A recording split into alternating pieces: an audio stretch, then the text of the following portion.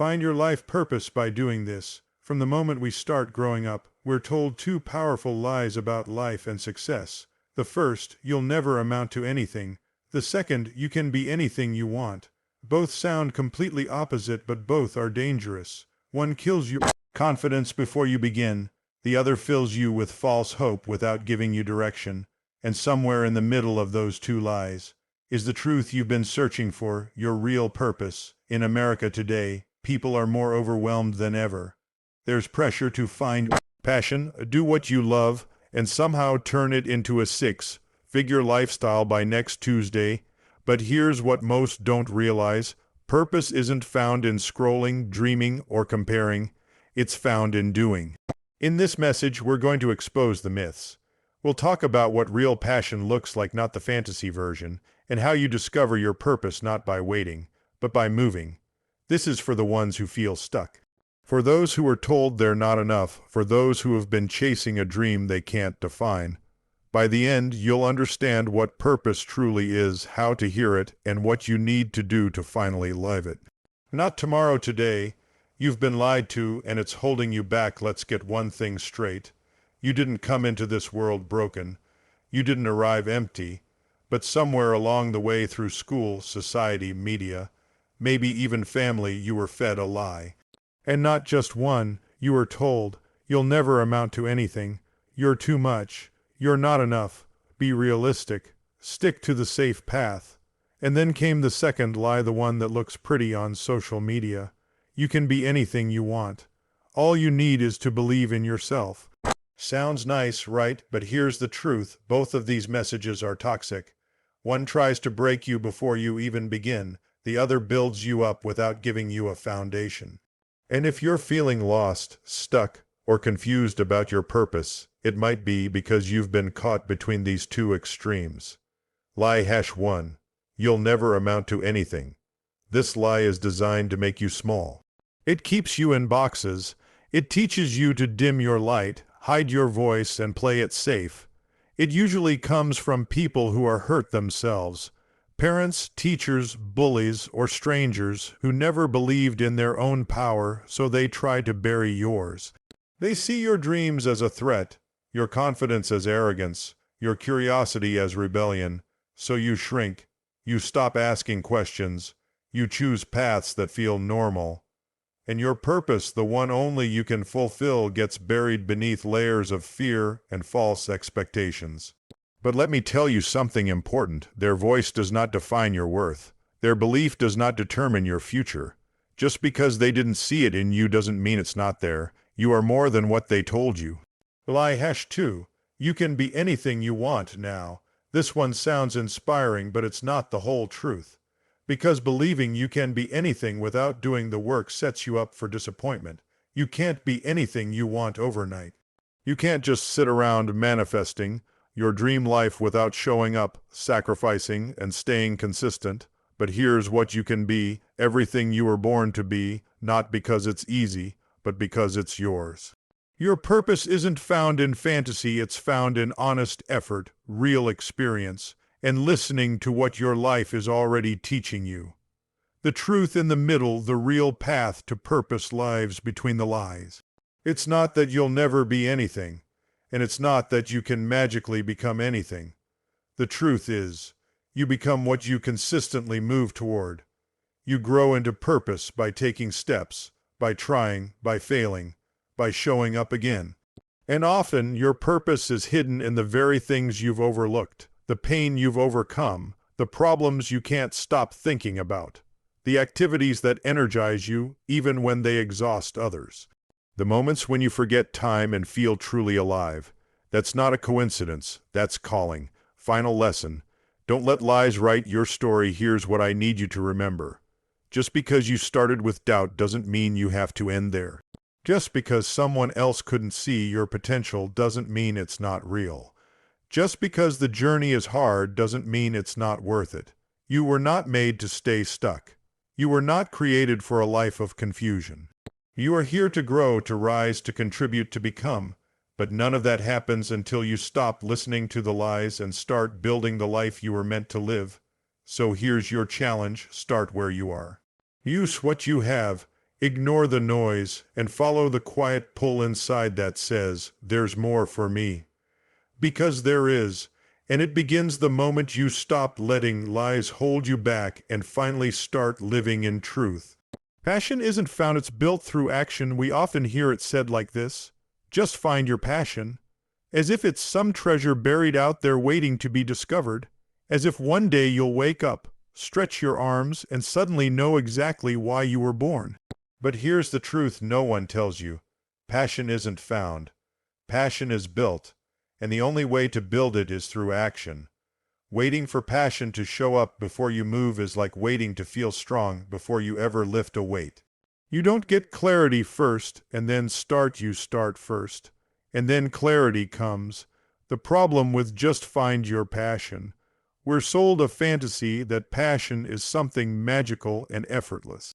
We imagine that once we find it, we'll feel on fire every day, completely motivated, and everything will just fall into place. But what happens when you try something and it's hard? What happens when the thing you thought you loved gets boring or frustrating or confusing? Most people quit not because they don't have passion, but because they misunderstood where passion comes from. It doesn't come from dreaming. It doesn't come from waiting. It comes from doing. You build passion by showing up. Think about the things you're good at today. Maybe you love writing, speaking, designing, building, helping people. Were you amazing at them the first time you tried? Probably not. But the more you practiced, the better you got, and the better you got, the more confident you became. And the more confident you became, the more you loved it. That's how passion works. It doesn't show up first, it grows with you as you invest time, energy, and focus. Your brain connects joy to the things you do often. That's why the most passionate people you know aren't just lucky. They're committed. They stayed through the awkward phase, the doubts, the failure. And eventually passion followed. Stop waiting. Start moving. If you're stuck thinking, "I don't know what my passion is," the best thing you can do is this: try everything. Try things even if you're bad at them. Try things that scare you a little. Try things that no one around you understands. You're not supposed to know what your purpose is before you begin. You're supposed to discover it as you go. So go volunteer. Start a small side project.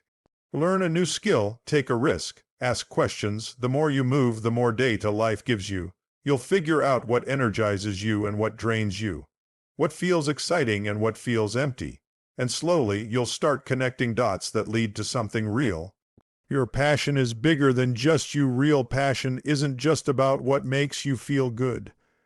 It's also about what allows you to serve, to give, to leave an impact.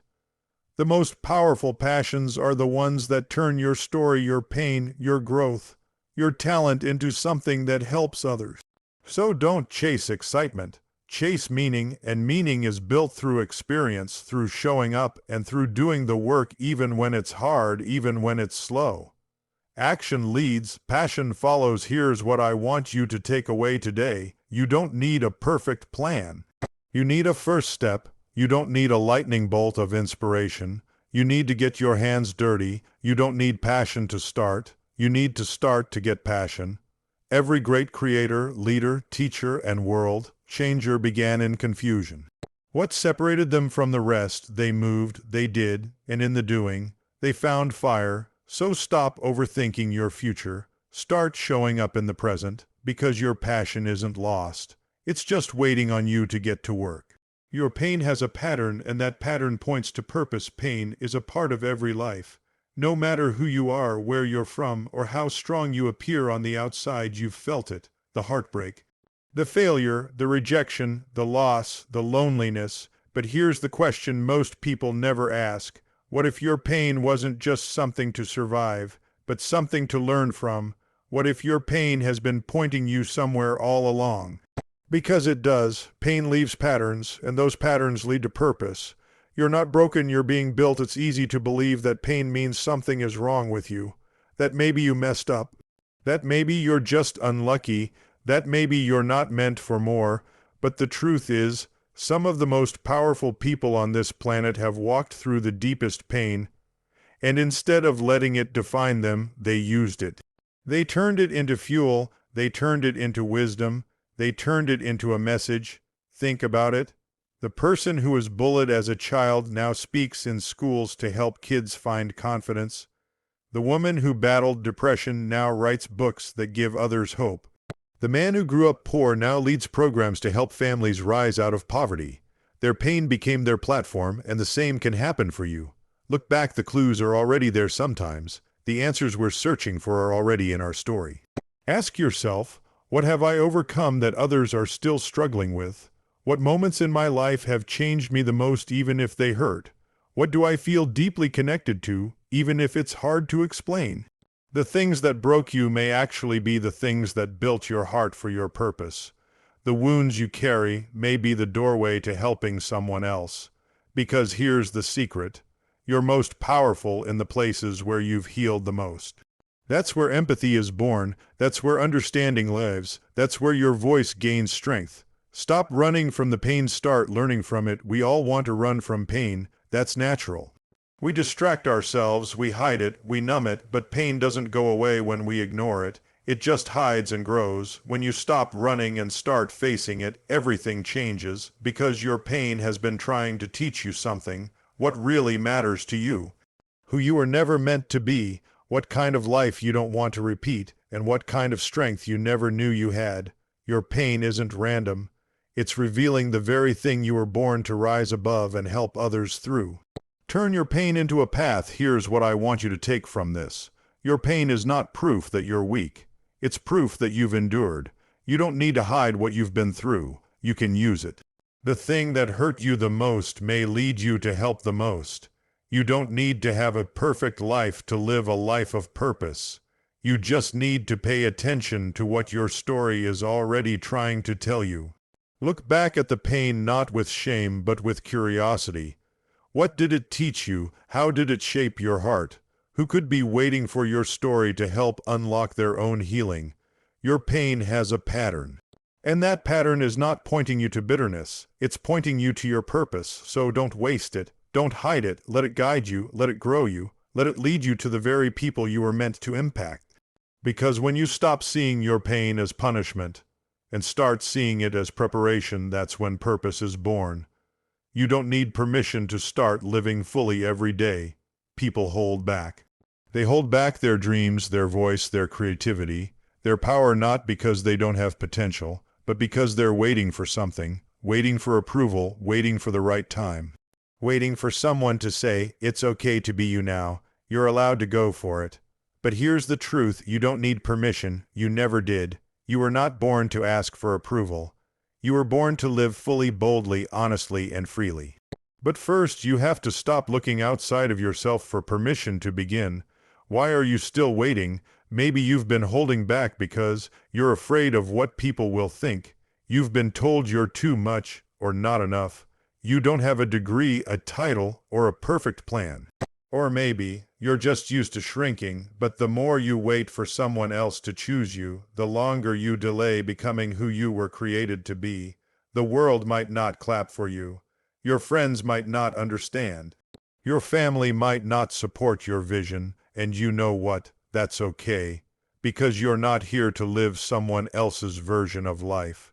You're here to live yours, and that starts the moment you stop waiting. The power was always in you. Look at the people you admire, the ones who inspire you. Do you think they waited for the world to give them permission? No, they decided. They stood up when it was uncomfortable. They kept going when people doubted them. They gave themselves permission to live out loud. They didn't wait to be chosen. They chose themselves, and that's what you need to do. Because confidence isn't something you wait for, it's something you build by showing up again and again. You don't need to be perfect, just present. Living fully doesn't mean your life is perfect. It means you're present. It means you're honest. It means you stop hiding who you are just to make others comfortable. You don't need to have it all figured out. You don't need to know every step before you take the first one. You don't need to fix yourself before you start showing up as yourself. You are allowed to speak up. Dream big. Say no to what doesn't fit. Say yes to what lights you up. You are allowed to live. You are the permission you've been waiting for. So here's what I want you to remember.